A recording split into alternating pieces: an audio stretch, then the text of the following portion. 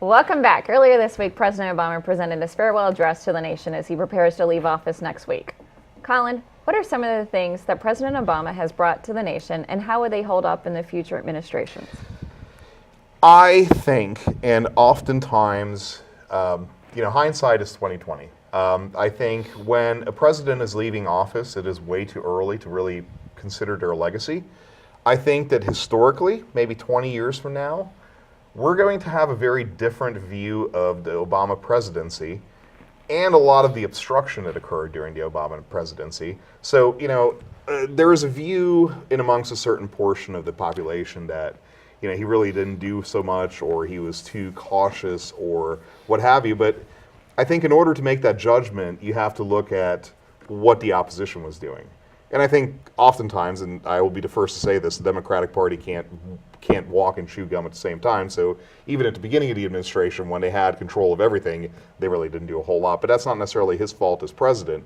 I think if anything he'll be faulted for is being perhaps too intellectual and being too cognizant of the fact that he did not want to offend others while he was trying to get his agenda through.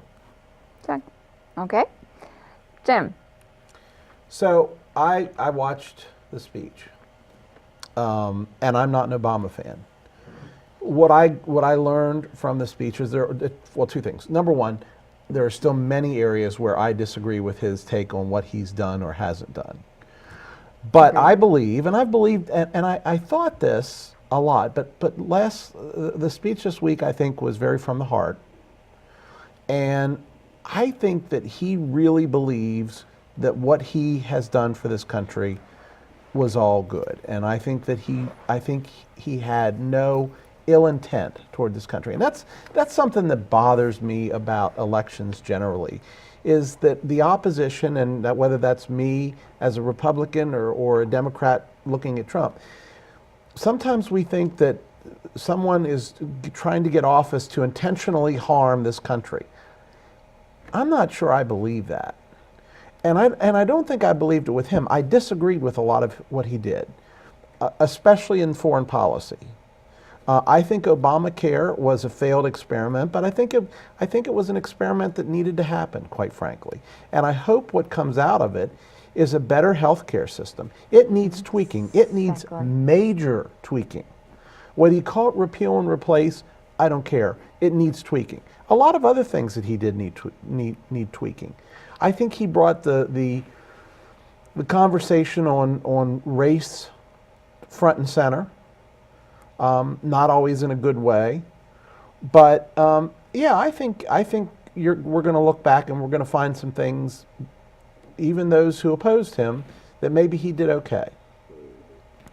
Ryan, before you bite through your tongue. Oh no, I think Jim's brought up a lot of good things, and I like your word tweaking, because you know why? That means he brought something up and he put something on the table that you can tweak. You got to start somewhere. You can criticize Obamacare. I've listened to people criticize Obamacare and find out that some of their relatives are really protected by Obamacare. When they the very people that's raising all the fuss about it, all because they hate President Obama and because they hated Democrats. Mm-hmm. That's no reason to not dislike something. Yeah. So people have a tendency to gripe and complain regardless of the situation, just because they think they have a right to their opinion. And the view's pretty good from the cheap seats. Exactly. But you said the key point. They have a right to their own opinion, but not to their own facts. And I think one of the key things with the Affordable Health Care Act is the fact of the best stance in the statement about it is somebody needs to put something on the table. You can't tweak something, you can't fix something, you can't adjust and adapt and make it better unless you have it out there to start with. You can't finish a race until you start the race. Exactly. Right. She's got it, and she trained for races, and you enjoyed them, and you did participate because you came to the table, you trained, and you accomplished it.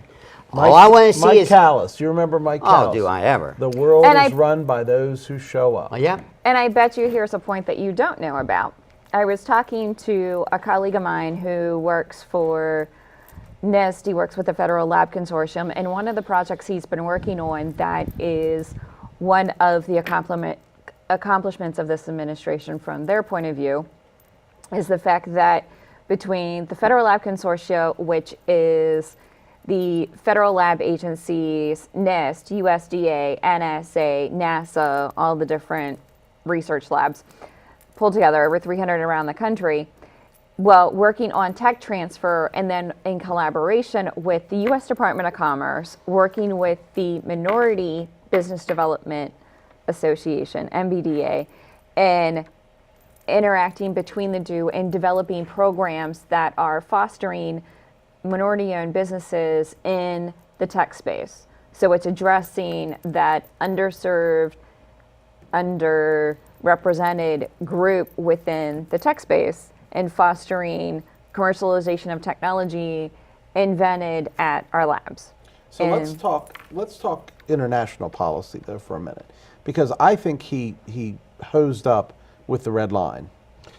That was a mistake. If you draw a line into sand, you have to back it up. I think the intent was good, but I think, again, the one failure and the one thing that we may look at, I don't want to make historical comparisons, but the historical comparison I would, if I were inclined to do so, would be Neville Chamberlain. You can't, who was the British Prime Minister that was part of all the concessions that were made to Hitler, because if we give him Czechoslovakia, if we give him the Sudetenland, if we give him this, that, and the other, he's going to stop. Right. Guess what? No, he didn't Didn't work stop. so well. Right. Well, you get back to different things like that. The line in the sand. The line in the sand's a pretty good analogy, but how about when we tore that statue of Saddam Hussein down in Iraq and thought that everything was all over, and then what happens? We're involved in a war that it took us how many years to get out of, and we should have never been there because he was, as Trump said, a stabilizing force in the Middle East, and I agree with Trump. That was a major point of contention between Bush 41 and 43. Certainly 41, George H.W. Bush was not shy to tell his son that it was the stupidest thing he did to invade Iraq. And as it became apparent in the future, Saddam Hussein, and I will agree with Trump on this, he was a stabilizing force. Iraq is a fictitious country drawn on the map by the French and the British after the collapse of the Ottoman Empire that includes 3 groups that really don't like one another. At all. At all. That's the last word on that. Next up on the flip side, we're talking about how appliances in your home might be tracking your every move. Stay tuned.